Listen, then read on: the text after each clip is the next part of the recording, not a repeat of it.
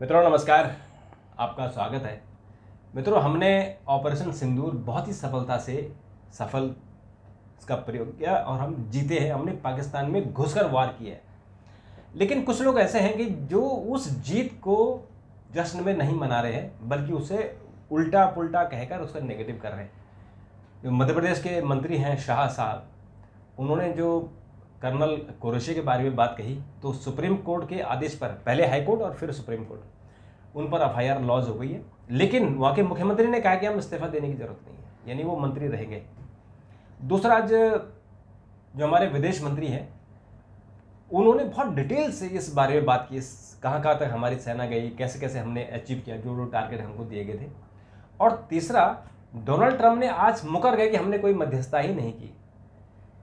चौथा, कि पाकिस्तान ने कहा कि जो हमारा सीज फायर है वो संडे तक बढ़ गया है, लेकिन भारत सरकार ने कहा है कि हमने कोई सीज फायर नहीं किया है, कोई हम आक्रमण करने नहीं जा रहे।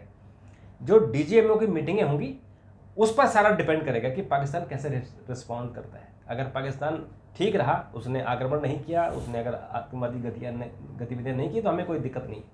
लेकिन जैसे आतंकवादी गतिविधियाँ करोगे तो आपके खिलाफ एक्शन होगा। इन सब मुद्दों पर हम बात करेंगे हमारे विशेषज्ञ डॉक्टर प्रतिम मिश्र जी से। डॉक्टर साहब, आपका स्वागत है। पहले जो मध्य प्रदेश के मंत्री हैं, इनको लेकर बड़ा पूरे देश भर में एक रोष है, और मैं ये कहूँगा कि जो एक बीजेपी को और प्रधानमंत्री को जश्न मनाना चाहिए था, उस जश्न में उन्होंने मट्ठा डाल दिया। कैसे आप मानते हो? देखिए, ये एक सोच है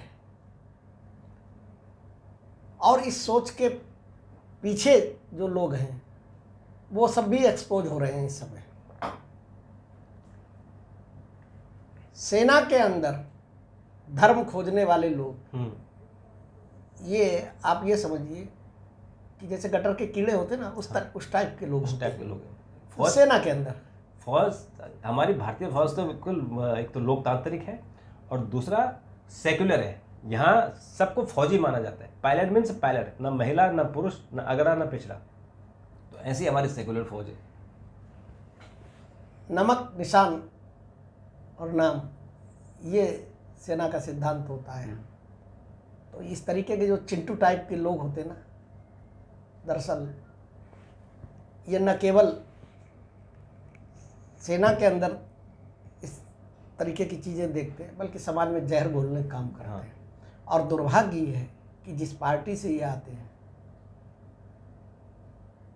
उस पार्टी के बड़े नेता भी इन सब चीज़ों पे खामोशी बरतते हैं। और उसका नतीजा क्या होता है? उसका नतीजा ये होता है कि ये एक विजय खेर नहीं है, ऐसे सैकड़ों विजय खेर होंगे और हर बार कोई ना कोई सवाल उठाना शुरू कर देगा। और न केवल देश का माहौल ख़राब करने की कोशिश करते हैं। दरअसल है क्या कि इस तरीके के जो नफरती लोग हैं, इनको उम्मीद नहीं थी कि भारत पहलगाम के बाद जो ऑपरेशन सिंदूर हुआ, भारत के अंदर ऐसी एकजुटता दिखाई पड़ेगी। पूरा देश एक साथ खड़ा हुआ था। इनके अरमानों पर पानी फिर गया। जो समाज को धर्म के नाम पे बांटने की जो कोशिश की गई थी, और जो पाकिस्तान का बेसिकली पाकिस्तान का जो ट्रैप था, इस तरीके के लोग उसी एजेंडे को आगे बढ़ा रहे हैं। वास्तविकता तो ये मैं बताऊं आपको, क्योंकि पाकिस्तान ये चाहता है कि भारत के अंदर आंतरिक स्थिति खराब हो, और वो खराब कैसे होगी? धर्म के नाम पे होगी। और जो लोग इस तरीके की हरकतें कर रहे हैं, चाहे वो विजय खेर या वो कोई भी हो, XYZ, और भरे मंच पे बोल रहे थे, 5-6 बार के विधायक हैं, कैबिनेट मंत्री हैं, शिक्षा मंत्री रहते हुए बड़े बड़े क्रांतिकारी चीज़ें करते रहते थे, तो उनको सह मिली हुई थी ना।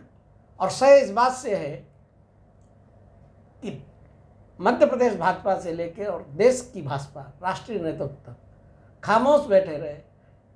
हाई कोर्ट को सुमोटो लेना पड़ा, संज्ञान लेना पड़ा। ये बड़ी अच्छी बात की हाई कोर्ट ने कि कोई कंप्लेंट करे उससे पहले। और उसमें भी इतनी शर्मनाक स्थिति थी कि उन्होंने 6 बजे की डेडलाइन दी थी, 8:30 बजे 9 बजे के आसपास जो FIR, क्योंकि पुलिस तो दबा में। और उसके बाद उससे भी ज़्यादा शर्मनाक ये है कि सुप्रीम कोर्ट आ गया है ना, वहाँ से भी लताड़ पड़ी। और इससे भी ज़्यादा शर्मनाक ये है कि इतनी लताड़ पड़ने के बाद भी भाजपा के किसी बड़े नेता की तरफ से कोई बयान नहीं उसके बचाव में आया है कि कांग्रेस ने कहा, एक ने वो संजय राउत ने कहा कि शाह सब ऐसे होते हैं, तो उसका बचाव करने का लाया कि आपने समुदाय पर बोला, यानी उसको ट्विस्ट कर दिया कि आप शाह समुदाय को बदनाम कर रहे हैं।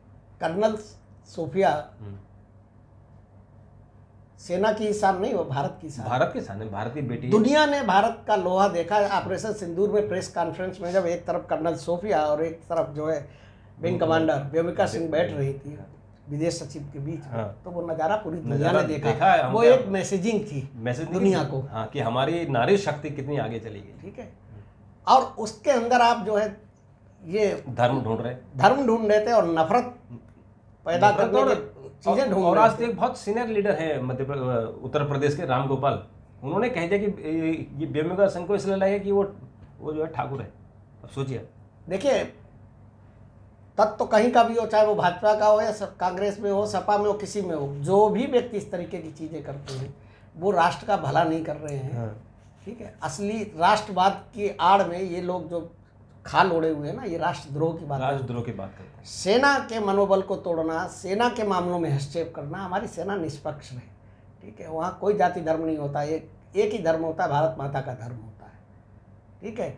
उनका एक ही लक्ष्य होता है कि कैसे हम अपनी भारत माता की, अपनी इस धरती की रक्षा करें।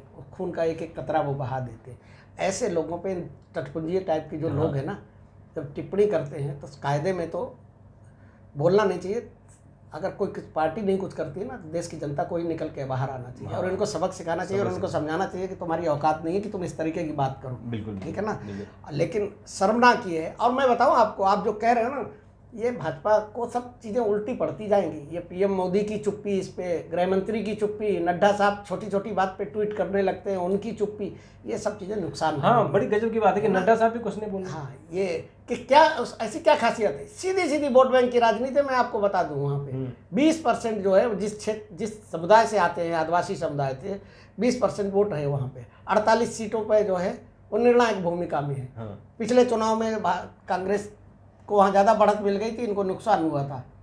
इस बार इनको फायदा हुआ।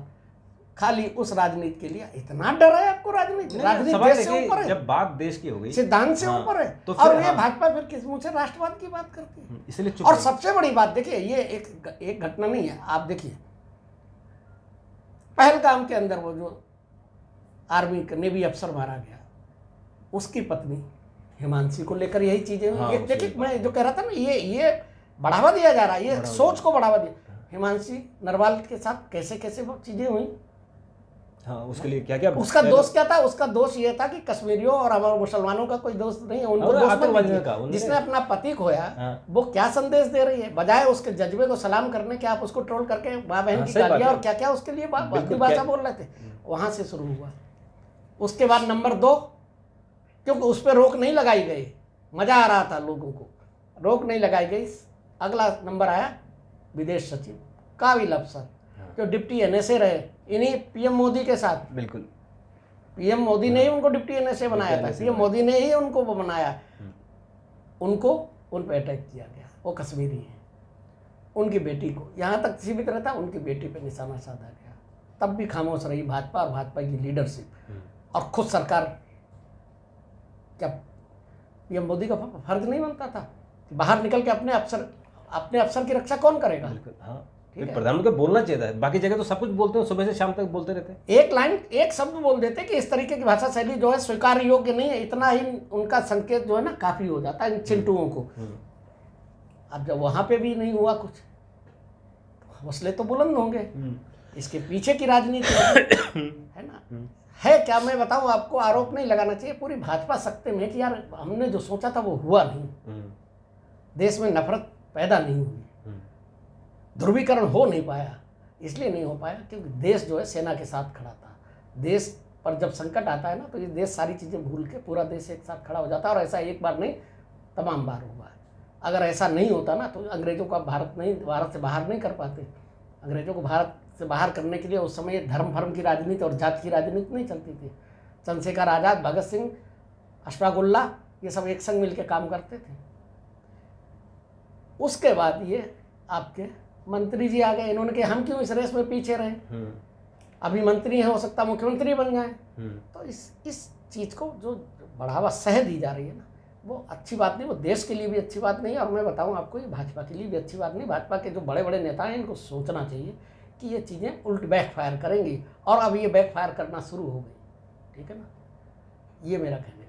बिल्कुल। और डॉक्टर साहब दूसरा ये था कि आज पाकिस्तान ने कहा कि हम सीज फायर आगे बढ़ाने को तैयार है, जबकि भारत ने कहा कि हमारा तो सीज फायर परमानेंट है। ये हम तो आपको देखेंगे कि आप क्या गतिविधियां कर रहे हो, अगर आप गतिविधियां करोगे, आतंकवादियों को भेजोगे तो हम आपको ठोकेंगे। तो पाकिस्तान आज ऐसे क्यों इस भाषा बोल रहा है कि हमने एक्सटेंड करने की बात की है? हमारा युद्ध थोड़ी है उनसे, युद्ध हमारा हो गया। नहीं, देखिए उन्होंने ये कहा कि 18 मई तक है हमारा सीज फायर, संडे तक है, 18 मई तक है, ठीक है ना। पाकिस्तान अपने को जो है एक विक्टिमाइज कंट्रीज के रूप में प्रेजेंट कर रहा है, ठीक है, इसलिए वो इस तरीके की टेढ़ी मेढ़ी चालें कर रहा है, चल रहा है। प्रॉब्लम ये कि उसकी चिंता एक सिंधु जल समझौता भी है। हाँ, वो भी बातचीत, क्योंकि ठीक है आप पूरा पानी नहीं रोक सकते, लेकिन अगर थोड़े भी को भी रोक लिया तो आपको नहीं रोक लिया। जैसे प्लान है कि उसमें डैम बनेगा, साल टाइम लगेगा, लंबी परिकल्पना हाँ, है, लेकिन ये कि अभी भी ऐसी क्षमता है कि हम थोड़ा बहुत तो रोक ही सकते हैं, तो उसमें भी उनको प्रॉब्लम होगी। और दूसरे क्या है कि उनकी अपनी आंतरिक परेशानी ज़्यादा है। बलूचिस्तान ने अपने को लिबरेट कर लिया है, स्वतंत्र राष्ट्र घोषित कर दिया। बताइए, वो तो जो था एक प्लान था इसको तोड़ना है, वो तो मुझे लगता है कि सक्सेस हो रहा है वो। और अभी जो ऑपरेशन सिंदूर में जो मार पड़ी है, तो उससे भी टाइम उबरने में लगेगा। हाँ। तो डर है उनका, उनके डर की वजह से इस तरीके की चीज़ें कर रहे हैं। लेकिन देखिए इस पूरे प्रकरण में आप एक चीज़ देखिए कि अमेरिका के राष्ट्रपति डोनाल्ड ट्रंप जो है वो थामे नहीं थम रहे हैं। लगता है कि वो मोदी जी के पीछे पड़ गए। हाँ, वो रोज बयान बदल रहे हैं। और इसकी तह में अगर आप जाएंगे तो आप इसका सवाल का जवाब आपको खुद मिल जाएगा कि वो पीछे क्यों पड़े हैं। उनके बारे में ये माना जाता है कि एक तो बहुत उनके अंदर अहंकार बहुत है। हाँ। तो अमेरिका की लोग और अमेरिका की जनता बोलती है, हाँ, कि एक तो जो शक्तिशाली हैं, फिर नहीं शक्तिशाली तो देखिए अमेरिका का राष्ट्रपति होगा, हाँ, शक्तिशाली हो गए, उनमें अतिरिक्त अहंकार है। दूसरा क्या है, अपने यहाँ की भाषा में खुन्नसी बहुत है, खुन्नसी बहुत है। और कारण क्या है उसके पीछे मैं आपको 2-3 कड़ियाँ बता दूँ। और भारत सरकार को इस चीज़ को समझ जाना चाहिए था, और समझ भी गए होंगे। मुझे लगता कि जिस समय अमेरिका में चुनाव हो रहे थे उस समय क्वाड की मीटिंग रखी राष्ट्रपति जो बाइडेन ने, और उस समय चुनाव वहाँ चल रहे थे, रैलियाँ चल रही थी। भारत के बहुत लोग हैं अमेरिका में मतदाता, तो चूंकि हाउडी मोदी और नमस्ते ट्रंप जैसी घटनाएं हो चुकी थी और एक दूसरे गले मिल चुके थे, है ना। तो उसमें क्या था कि ट्रंप साहब को भी ये उम्मीद थी कि भारत के प्रधानमंत्री यहाँ आ रहे हैं, क्वाड में भाग लेंगे, तो वो हमसे ज़रूर मिलेंगे, कुछ मीठी मीठी बातें होंगी, लेकिन डिप्लोमेसी में जो चीज़ें होती वो जो दिखाई पड़ती है वो होती नहीं। तो उन्होंने क्या किया कि अनाउंस कर दिया कि इंडिया से मेरे मित्र, मेरे friend, my dear friend Modi ji आ रहे हैं और वो मेरे साथ नाश्ता करेंगे, मुझसे मिलेंगे। अब मोदी जी तो ठहरे हैं गुजराती, अगर ट्रंप बनियागिरी पे उतर आएंगे तो मोदी जी कम तो है नहीं, कम नहीं। तो मोदी जी जब वहाँ गए, उन्होंने वहाँ हवा देखी और उनको वहाँ जो फीडबैक मिला, उनको फीडबैक ये मिला कि यहाँ तो डेमोक्रेट ही जीत रहे हैं। मतलब तो क्या हुआ कि मोदी जी वहाँ गए,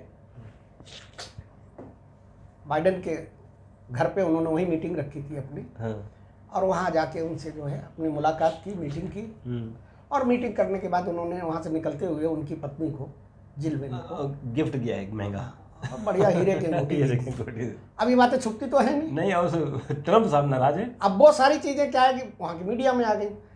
इस बीच में क्या हुआ कि ट्रंप की जो लॉबी के लोग थे, जो उनके मैनेजर थे, जो पॉलिटिकल मैनेजर थे, वो सारे लोग प्रयास करते रहे कि मोदी जी मिल लें किसी तरीके से, क्योंकि उनको लग रहा था थोड़ा सा हमें चुनाव में फ़ायदा मिलेगा। मोदी जी को फीडबैक ये था कि भाई डेमोक्रेट जीत रहे, मोदी जी ने कहीं हारने वाले से क्यों मिला जाए, और मोदी जी वहाँ से बिना मिले हुए चले आए। ये बात कांटे की तरह ट्रंप को चुभ गई। उसकी शुरुआत देखिए, रिएक्शन कहाँ से। ट्रंप चुनाव जीते, चीन जिसे वो सबसे बड़ा दुश्मन बताते हैं, जिसको वो बर्बाद करने के लिए तैयार है, उसके राष्ट्रपति शी जिनपिंग को न केवल फोन इन्विटेशन दिया बल्कि उनको फ़ोन किया और फ़ोन करके अपने शपथ ग्रहण में बुलाया। और मोदी जी को नहीं बुलाया। दुनिया के और राष्ट्राध्यक्षों, छोटे छोटे देशों को बुलाया, मोदी जी को नहीं बुलाया। वहाँ पे पहला उन्होंने रिएक्शन दी। दूसरी रिएक्शन उन्हें लगा कि यार अभी भी मोदी जी पे कोई फर्क नहीं पड़ा, तो दूसरी रिएक्शन उन्होंने क्या दी कि जो प्रवासी वाला मामला था उसमें भारत के लोगों को हथकड़ियों और बेड़ियों से जकड़ के लाया, भेज देते, कोई बात नहीं, चुपचाप चलिए, आपकी पॉलिसी है। आपने वहां से वीडियो रिलीज की, फोटो रिलीज कर दी और विदेश विभाग ने रिलीज की, बिल्कुल ठीक है, ये इंटेंशनली। तीसरी कोशिश क्या हुई कि मोदी जी बेचारे बिना बुलाए फिर से गए, चलो अब मिलाए चल के, वही अमेरिका के राष्ट्रपति, दुनिया के सबसे ताकतवर राष्ट्रपति, उसे आप इग्नोर नहीं कर सकते। वहाँ गए और वहाँ जाने के बाद क्या है कि उनकी ज्वाइंट प्रेस कॉन्फ्रेंस में ही है, वहाँ पे भी उतार दी कि भारत जो अपनी होशियारी करता है, जो टैरिफ इतना लगा रखा है, असमानता है, मैं एक्सपोज कर दूंगा और मैं भारत पे टैरिफ लगाऊंगा। मोदी जी वहाँ भी खामोश रहे, ट्रम्प साहब के हौसले बुलंद होते रहे। और उसके बाद से आप सारा ये घटनाक्रम देख रहे हैं कि पहले दिन उन्होंने पंचर किया कि सीज फायर, और मैंने दावा किया कि मैंने करवा दिया। उसके बाद कही कि व्यापार की वजह से हुआ, फिर बोले कि हमने कहीं प्रतिबंध की वजह से हुआ, और आज नई नई चीज़ नज़र आ रही, कह रहे कि साहब हमने तो उसमें मदद की थी, हमने उसमें मध्यस्थता नहीं की। आज ऐसा बयान दे दी, और वो बयान देने के थोड़ी देर बाद कह रहे कि मैंने एप्पल को कह दिया, टिम कुक जो है एप्पल के CEO है, उनके संग वहाँ मीटिंग हुई थी, तो बोले उनको मैंने कहा कि भारत में आपको ये कर रहे हो, ये मुझे थोड़ा सा परेशान कर रहा है कि भारत में आप इसका निर्माण करना चाह रहे हो, ठीक है, तो ये काम कर रहे। और उसके संग एक काम और कर दिया, एक और असहज करने, मोदी को असहज करने वाली, भारत सरकार को, भारत को असहज करने वाली एक और अनाउंसमेंट कर दी कि हमारे यहाँ विदेश मंत्री, वो हमारे वाणिज्य मंत्री वही हैं उस समय अमेरिका में, और वो भाई साहब तीसरे देश की धरती से, अरब से। वहाँ से उन्होंने कहा कि ऐसा है कि भारत ने हमसे बोल दिया है कि जो भी सामान आपका हम इंपोर्ट करेंगे उस पर कोई टैरिफ नहीं लगाएंगे। जबकि दो देशों के बीच में बातचीत होनी चाहिए। नहीं, बातचीत के लिए वाणिज्य मंत्री गए हुए हैं, यहाँ से अधिकारी भी कल परसों में जा रहे हैं ना, बातचीत हो उसमें, क्योंकि टैरिफ डील हो रही है ना, टैरिफ की डील हो रही है। आप चाइना के संग वो लोग करेंगे ना अब, लेकिन उन्होंने कह दिया कि नहीं साहब, जो है वो भारत जो है कोई टैक्स नहीं लगाएगा, लेकिन हम लगाएंगे। वो तो लगाएंगे, भारत नहीं लगाएगा। अब बताइए ये संभव है? क्योंकि भारत टैक्स लगा के ही तो अपना व्यापार घाटा पूरा करता था, और जगह का व्यापार घाटा अमेरिका से पूरा करता था। अब उन्होंने इस तरह, तो देखिए ये एक सोची समझी रणनीति के तहत कई बयान क्या दे रहे हैं कि वो मैंने लाखों लाख जो है जिंदगियां बचा दी न्यूक्लियर उसकी। फिर कोई सवाल पूछ रहा है कि साहब क्या न्यूक्लियर रेडिएशन हुआ है वहाँ पे, तो बोले कोई सवाल ही नहीं उठता है। क्या कि मोदी जी में और ट्रंप में, दोनों लोगों में नोबेल पुरस्कार के लिए एक दौड़ हो रही है। दौड़ किसको मिले? ठीक है, और उस दौड़ में क्या है कि पहले इन्होंने कही कि ये युद्ध का युग नहीं है, हमने पुतिन को समझाया, तो ये भारत, रूस और यूक्रेन का युद्ध रुकवाने में ये नोबेल प्राइज चाहते थे। ये चाहते थे। अब वो अमेरिका के राष्ट्रपति जो है वो उन्होंने ये भारत और पाकिस्तान रुकवा दिया, तो उनका अवार्ड, क्योंकि उनका बस वहाँ तो चला नहीं, रूस और यूक्रेन में चल नहीं रहा है, हमास और इजराइल में नहीं चल रहा है, लेकिन ये कुछ तो करना है। तो भैया ये एक दौड़ चली हुई। अब ये मोदी जी जाने और ट्रंप जी जाने कि भाई इस दौड़ में कौन जीतता है, लेकिन इस चीज़ को सावधान और सतर्क रहने की जरूरत है कि अमेरिका जो है, अमेरिका की प्रायोरिटीज इस समय जो है तो भारत नहीं है, और ये उनके बयानों में दिखाई दे रहा है। और ये हम इस पर नज़र रखेंगे क्योंकि डेवलपमेंट लगातार हो रहे हैं, और अब डोनाल्ड ट्रंप क्या करेंगे और भारत पाकिस्तान क्या करेंगे, हमारी सेनाएं क्या करेंगी। देखिए एक चीज़ और है क्या कि भारत सरकार की जो चुप्पी है ना ट्रंप को लेके या अमेरिका को लेके, बोलना चाहिए, ये चुप्पी जो है ना ये बहुत रहस्य को और गहरा कर रही है, और जैसे जितने दिन बीतते जा रहे हैं उतने ही लोगों में तमाम मुंह और तमाम तरीके की बातों को जन्म दे रही है कि भाई ऐसी क्या बात है, ऐसी कौन सी चीज़ है। और ये भी उल्टा ही पड़ता जा रहा है भाजपा के लिए, ये अच्छा नहीं हो रहा है, लोगों को ये चीज़ नहीं पच रही है, लोगों के गले के नीचे नहीं उतर रही है कि भाई अमेरिका का राष्ट्रपति और अमेरिका जो है इस तरीके की बयानबाजी कर रहा है, इधर उधर की बात हो रही है, तमाम बात हो रही है। आप ये देखिए, भारत का विदेश मंत्रालय हो, विदेश मंत्री हो, विदेश सचिव हो, विदेश मंत्रालय के प्रवक्ता हो, इधर उधर की बात हो रही है, लेकिन ये नहीं बता रहे हैं कि संघर्ष विराम क्यों हुआ। वो एक गाना है ना, तू इधर उधर की बात ना कर, कारवां क्या बता के कारवां क्यों लूटा, तो यहाँ तू इधर उधर की बात ना कर, बता कि संघर्ष विराम क्यों हुआ। तो संघर्ष विराम को लेकर सवाल है, और हम रोज पूछ रहे हैं, और आप भी शायद पूछ रहे हैं कि संघर्ष विराम हुआ क्यों, क्योंकि सेना भी पूछ रही है आपने ऐसा क्यों, जब हम उसको मार रहे थे तो आपने क्यों रोका। तो ये बात तो देखो, मुझे लगता है कि ना तो सेना के गले उतरी होगी किसी के गले, और ना देशवासियों। ये मुझे लगता है मोदी जी के गले भी नहीं उतरी, पता नहीं क्या मजबूरी थी उनकी कि उन्होंने ऐसा किया। हाँ, संघ के लोगों के बारे में तो मुझे पता है, हमारी रोज बात होती है, सब परेशान, उनके गले नहीं उतर। बिल्कुल। तो मित्रों आपको कैसा लगा जरूर बताइएगा, क्योंकि हम इस पे और भी बात करेंगे अभी, क्योंकि रोज इसमें डेवलपमेंट हो रहे हैं। और डॉक्टर साहब आपका बहुत बहुत धन्यवाद, आपका भी बहुत बहुत धन्यवाद।